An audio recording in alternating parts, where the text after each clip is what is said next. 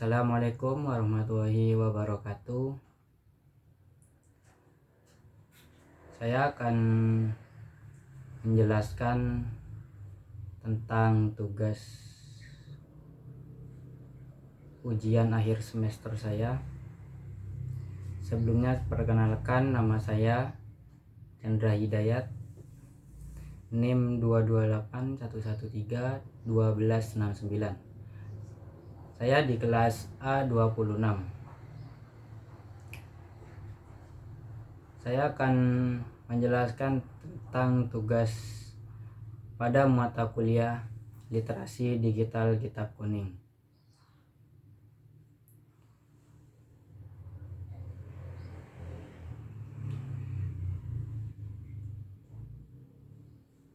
Selanjutnya saya akan menjelaskan beberapa pertanyaan-pertanyaan, yaitu sebagai berikut. Apa itu literasi digital kitab kuning dan bagaimanakah sejarahnya, serta apa tujuan dari mata kuliah tersebut?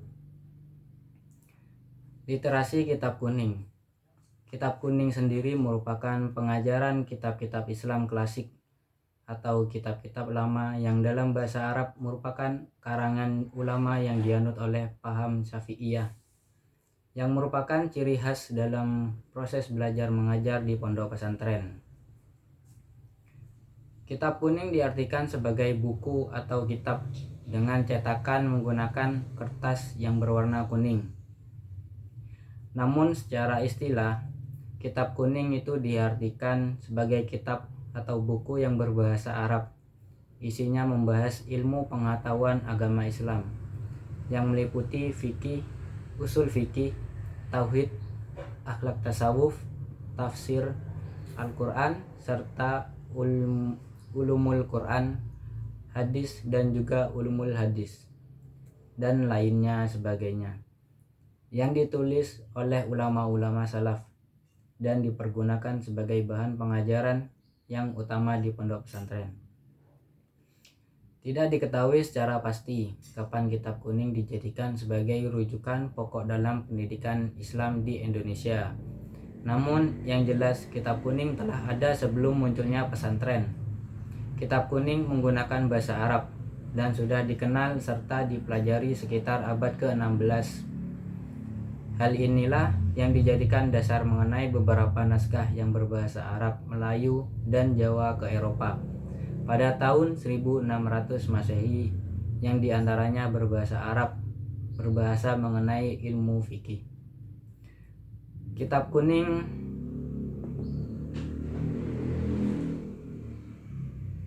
yang ada di Nusantara menggunakan bahasa Arab dan ditulis sebelum Nusantara dan Islamisasi. Kitab kuning sebagian besar tidak berasal dari Indonesia, namun berasal dari Timur Tengah, yakni Makkah ataupun Madinah. Meski pengarangnya itu bisa jadi berasal dari orang Indonesia.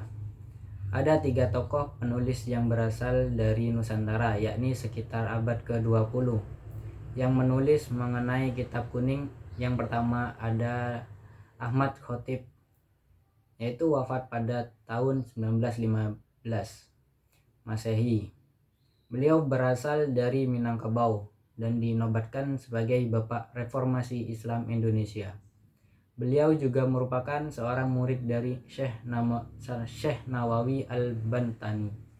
Tokoh penulis yang kedua yaitu Kyai Mahfud, termasuk wafat pada 1919 Masehi.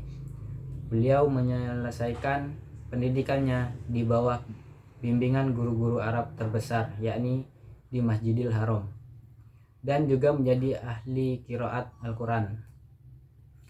Tokoh terakhir yaitu pendiri dari Nahdlatul Ulama, yakni Muhammad Hasyim Asy'ari. Beliau juga mengelola beberapa pesantren dan karya-karya beliau sangat banyak.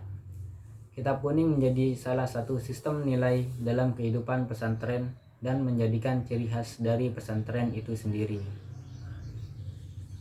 Yang kedua, jelaskan bagaimana proses perjalanan dari pesan man arofa nafsahu faqad arofa robbahu.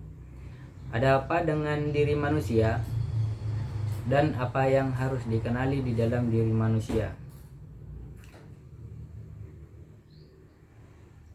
Proses perjalanan dari man arafa nafsahu faqad arafa rabbahu, yang memiliki arti barang siapa yang mengenal dirinya, sesungguhnya ia telah mengenal Tuhannya, yakni dengan beberapa langkah. Introspeksi diri, yaitu dimulai dengan mengenal dan memahami diri sendiri, baik itu meliputi kelebihan, kekurangan, keinginan, dan juga ketakutan kita akan suatu hal. Yang kedua yaitu pemahaman sifat manusia, dapat dilakukan dengan mengakui bahwa sebagai manusia kita memiliki sifat-sifat yang tak terbatas dan lemah. Hal ini tentu berbeda dengan sifat-sifat Allah yang sempurna dan maha kuasa. Terakhir yaitu dengan pengenalan terhadap Allah dapat dilakukan dengan memahami kelemahan diri sendiri, sehingga seseorang akan menjadi lebih sadar mengenai kebutuhan akan kekuatannya lebih besar, yakni Allah, dan ini membawa mereka untuk pengenalan yang lebih dalam terhadapnya.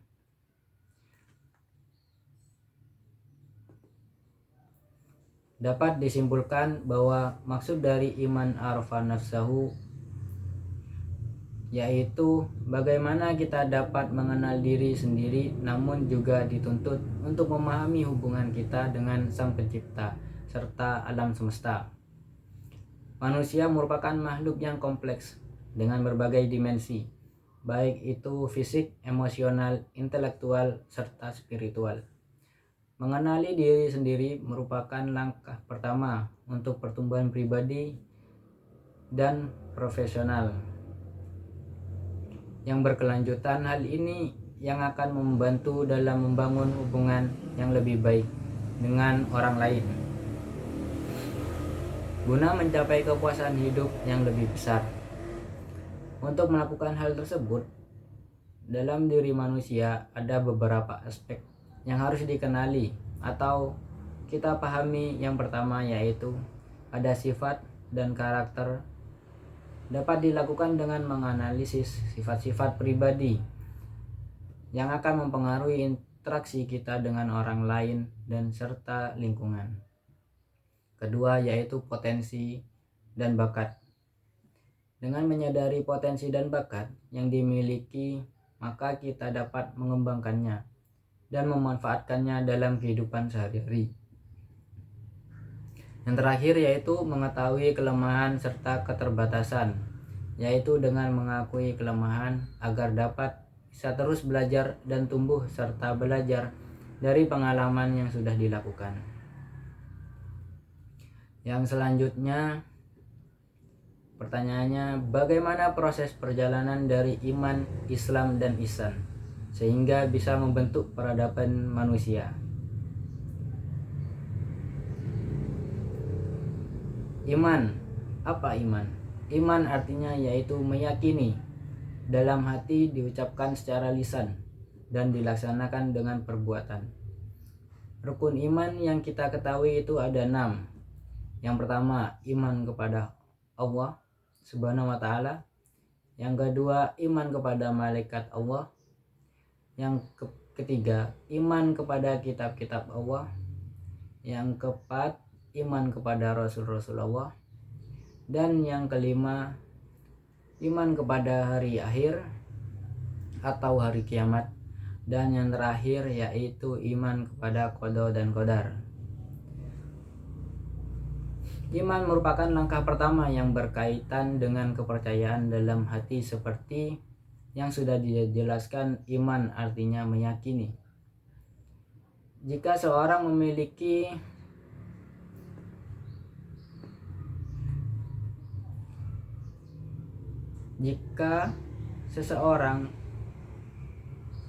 memiliki keimanan yang kuat, maka ia memiliki pondasi yang baik untuk pembentukan karakter serta peradaban yang lebih baik di masa yang akan datang. Rukun Islam diartikan sebagai sebuah konsep yang amat luas, pengertiannya di mana nilai Islam yang ada pada diri seorang, Rasulullah pernah menyebutkan bahwa sholat merupakan tiang agama. Rukun Islam yang kita ketahui yaitu ada 5. Yang pertama yaitu syahadat, yang kedua sholat, yang ketiga zakat, yang keempat puasa, dan yang terakhir yaitu haji. Islam ini berkaitan dengan pelaksanaan ibadah dan juga tindakan yang sesuai dengan syariat Islam. Islam berfungsi sebagai tiang-tiang yang mendukung struktur peradaban yang dibangun atas dasar iman bagi agama Islam. Ihsan diartikan sebagai sikap pasrah kepada Allah Subhanahu wa taala. Secara harfiah, ihsan artinya sebagai berbuat baik, sedangkan orang yang menanamkan ihsan dalam dirinya disebut sebagai muhsin. Ihsan juga disebut sebagai hasil akhir dari sebuah proses keimanan dan keislaman seseorang, sehingga ihsan disebut sebagai tingkatan iman yang paling tinggi.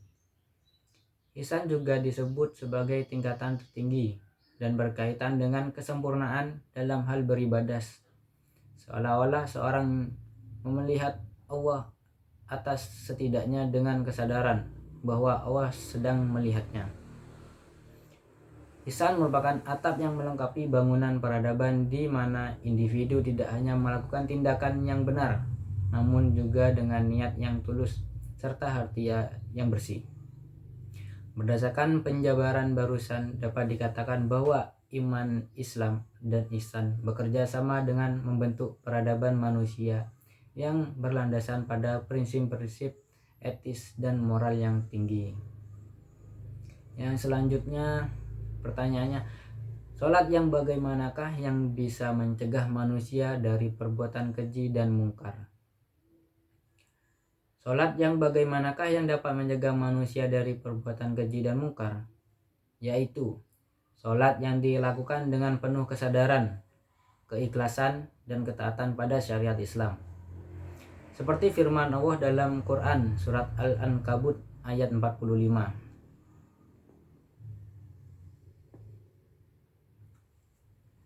Yang memiliki arti, sesungguhnya sholat itu mencegah dari perbuatan-perbuatan keji dan mungkar. Ada beberapa hal yang dapat kita lakukan agar suara kita dapat diterima dan dapat mencegah kita dari perbuatan keji dan mungkar. Di antaranya yang pertama yaitu khusyuk. Hal ini dapat dilakukan dengan menghadirkan hati dan pikiran sepenuhnya dalam sholat, memikirkan apa yang akan dibaca dan apa yang diucapkan. Selama sholat berlangsung.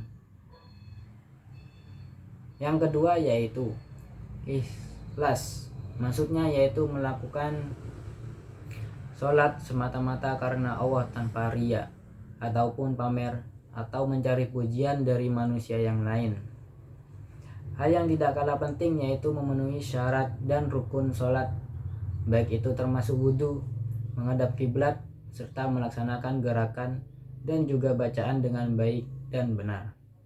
Yang terakhir yaitu taat pada perintah Allah, di mana sholat yang dilakukan untuk mencegah perbuatan keji dan mungkar merupakan sholat yang membuat seseorang untuk menjadi lebih taat pada perintah Allah dan menjauhi larangannya.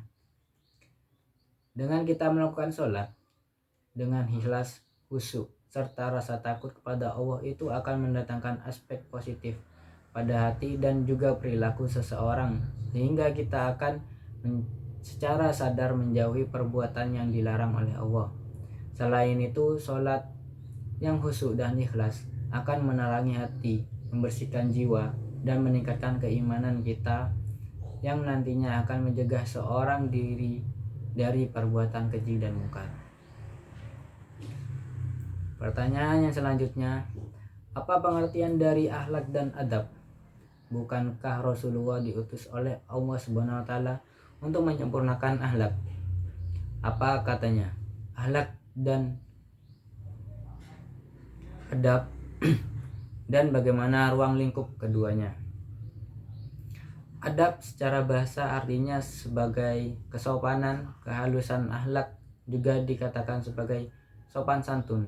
Di dalam bahasa Arab, kata adab berasal dari tasrifan, yaitu adabaya, dubu yang memiliki arti mengundang atau mengajak.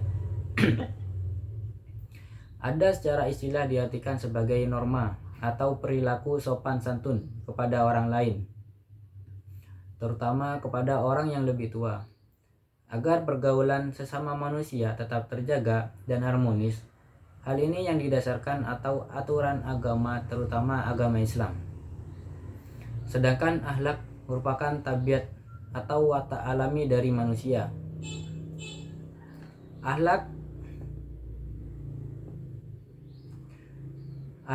keberadaannya tak kasat mata, namun memiliki fungsi yang besar, di mana fungsi dari akhlak ini menggerakkan fisik manusia menjadi sebuah sikap nyata dan tutur kata. Contoh, jika yang menggerakkan fisik adalah akhlak tercela, maka sikap dan tutur kata yang lahir darinya juga tercela. Begitu juga sebaliknya, jika fisik yang digerakkan oleh moralitas terpuji atau akhlak karimah, maka yang muncul adalah gerak fisik atau aktivitas yang terpuji.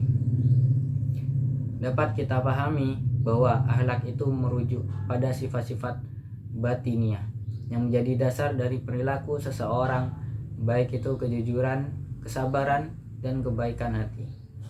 Akhlak juga suatu kondisi batin yang mendorong seseorang untuk melakukan aktivitas secara natural tanpa memerlukan nalar maupun perencanaan. Sedangkan adab merupakan norma-norma dan tata cara dalam bermasyarakat yang baik. Adab tidak terlepas dari kesopanan, kehalusan, serta kebaikan dari budi pekerti. Lebih mudah kita memahami adab itu berkaitan dengan aktivitas fisik manusia, sedangkan akhlak berkaitan dengan jiwa manusia. Rasulullah diutus oleh Allah untuk menyempurnakan akhlak. Jalan dengan sabda Nabi Muhammad yang berarti, "Sesungguhnya aku diutus hanya untuk menyempurnakan kesolehan akhlak."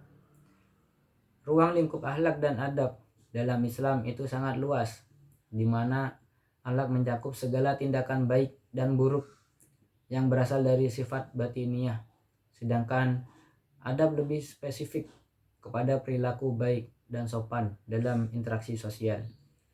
Kedua hal ini sangat berperan penting untuk membentuk individu dan masyarakat yang beradaptasi serta bermoral tinggi, di mana dengan mengamalkan akhlak dan adab yang baik, maka tidak hanya mencerminkan kepribadian yang mulia, namun juga memperkuat ukhuwah Islamiyah dan membangun peradaban yang harmonis.